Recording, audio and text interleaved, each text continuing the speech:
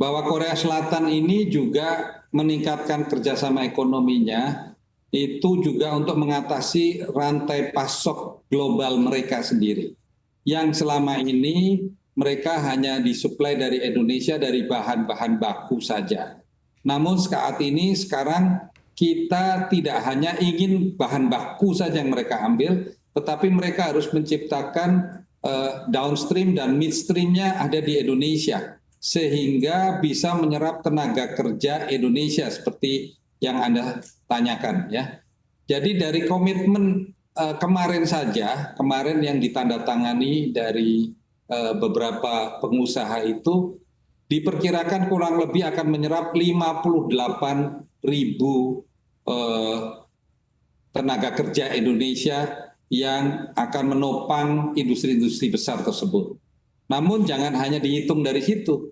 Sebenarnya dari industri kecil, menengah kecil, lebih banyak lagi yang akan diserap. Karena di sana banyak tenaga-tenaga kerja yang bekerja di industri menengah kecil, jumlahnya jauh lebih besar. Pasti jumlahnya ratusan ribu. Karena itu adalah pemasok-pemasok dari perusahaan-perusahaan besar tadi. Baik, artinya ini seperti efek domino juga yang mungkin juga akan berimbas terhadap UMKM kita. Benar sekali. UMKM otomatis ini akan ketarik di dalam partnership kerjasama Indonesia-Korea.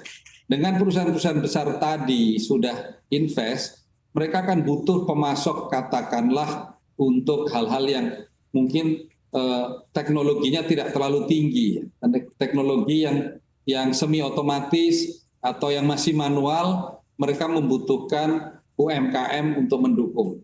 Dan UMKM yang mendaftar dari Korea untuk investasi di Indonesia jumlahnya sudah sangat spektakuler, besar sekali. Nah ini pun kami persyaratkan untuk mereka kerjasama dengan UMKM Indonesia. Kami tidak mengizinkan mereka 100% kalau untuk hal-hal yang masih bisa dikerjakan oleh pengusaha Indonesia. Ini penting policy ini, mengingat kita juga memberi peluang dari UMKM.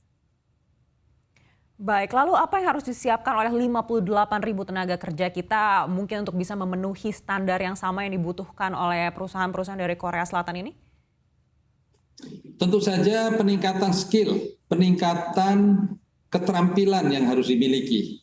Ya, sebagai contoh, dari Korea ini banyak meminta atau membutuhkan tenaga pengelas atau welder Indonesia. Karena welder Indonesia dikenal skillnya bagus, mereka bisa rapi dalam melakukan pengelasan. Nah inilah kami minta kemarin kepada Kementerian Tenaga Kerja di Korea ini agar membuka peluang welder kita untuk berlatih lebih canggih lagi mungkin di Korea, nantinya akan kembali ke Indonesia.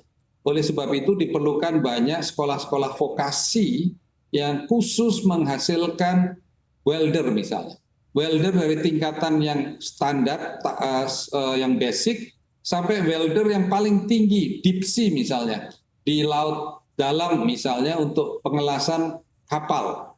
Ini juga banyak dibutuhkan di dalam teknologi ataupun industri yang dari Korea Selatan yang sedang saat ini akan dirintis investasinya di Indonesia.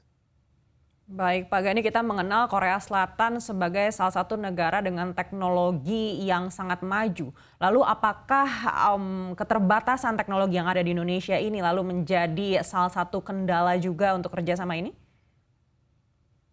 Ya, tentu saja ada sedikit kendala di dalam peningkatan teknologi, tetapi tentu saja lewat tadi kerjasama training yang dilakukan oleh Korea, industri Korea yang sedang berinvestasi di Indonesia, itu juga merupakan kebutuhan mereka juga, karena tanpa dukungan skill tenaga yang bekerja juga mereka tentu saja akan kesulitan.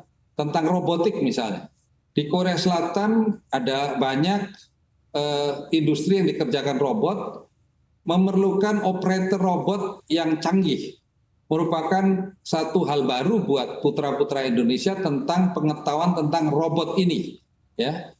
Dan saat ini Indonesia dengan populasi yang 70% adalah usia kerja, dengan tingkat pendidikan yang terus meningkat di Indonesia. Nah, ini adalah merupakan bonus demografi bagi Indonesia. Sementara populasi Korea Selatan saat ini semakin lama semakin menurun. Untuk kedua negara ini merupakan satu mutual benefit, artinya kolaborasi yang tepat di mana melalui pendidikan dan alih teknologi yang industri Korea Selatan butuhkan dari tenaga-tenaga kerja Indonesia.